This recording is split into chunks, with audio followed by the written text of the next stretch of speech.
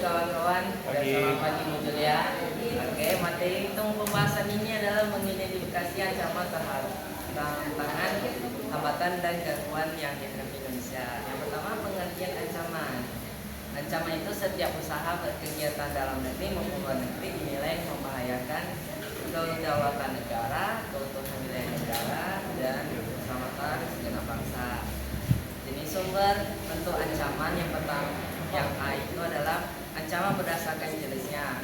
Ada ancaman militer. Ancaman militer itu dinilai mempunyai kemampuan membahayakan kedaulatan negara, keutuhan wilayah negara, dan keselamatan segenap bangsa, seperti ancaman militer di kapal Natuna. Ancaman non militer ini dia tidak melibatkan kekuatan senjata, namun jika tidak dikenali dapat menimbulkan dampak serius terhadap keamanan dan keselamatan suatu negara, seperti ancaman demo atau unjuk rasa. Yang ketiga, ancaman hibrida. Hibrida ini menggabungkan cara-cara militer dan non militer dengan segala cara-cara terhubung dengan terbuka, termasuk disinformasi, serangan dunia maya, tekanan ekonomi, penggerakan kelompok bersenjata tidak teratur. Seperti contohnya, salah satunya adalah ancaman teroris. Yang ke B adalah ancaman berdasarkan sumber. Yang pertama, ancaman dari dalam negeri. Segala potensi dan situasi yang dapat membahayakan integritas dan keamanan dan stabilitas dan keberlangsungan suatu negara. Contoh, ancaman dari dalam negeri adalah tawuran. Ancaman dari luar negeri ini, segala ancaman bisa dari ketahanan nasional yang berasal dari luar negeri, yang terjadi ancaman kapal Cina di Laut Natuna. Yang kecil adalah ancaman berdasarkan bentuk. Bisa jadi yang pertama, ancaman nyata. Ancaman yang sering dihadapi pada masa kini dan sewaktunya terjadi masa depan. Ancaman yang seperti itu adalah di masa pandemi COVID-19. Ancaman yang belum nyata itu ancaman yang belum terjadi, namun kalau menjadi nyata kondisi tertentu merusak kedaulatan negara. Contohnya itu adalah munculnya organisasi KKB atau OPM. Pengertian tantangan itu hal atau objek yang menggugah tekad untuk meningkatkan kemampuan mengatasi masalah rangsangan untuk bekerja lebih giat dan sebagainya.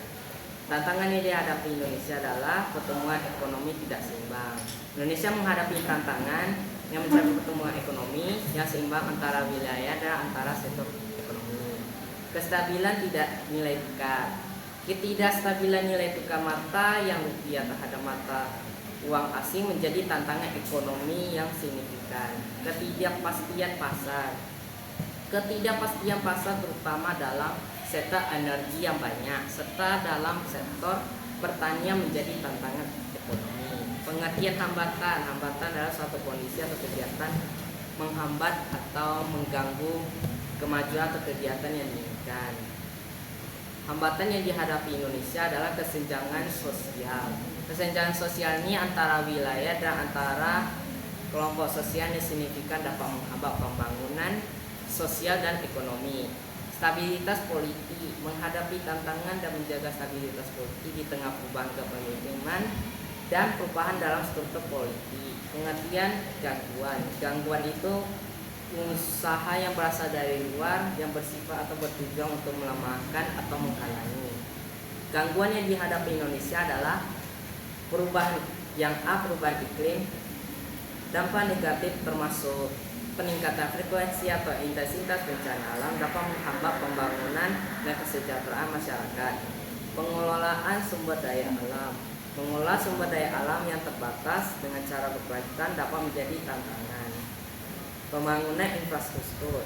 Meningkatkan infrastruktur yang memadai termasuk transportasi, energi, dan telekomunikasi yang menjadi tantangan. Pengolahan sampah. Mengatasi masalah pengolahan sampah yang serius terutama di kota-kota besar dapat menjadi gangguan. Sekian dari briefing saya hari ini. Terima kasih. Ya, terima kasih. Satu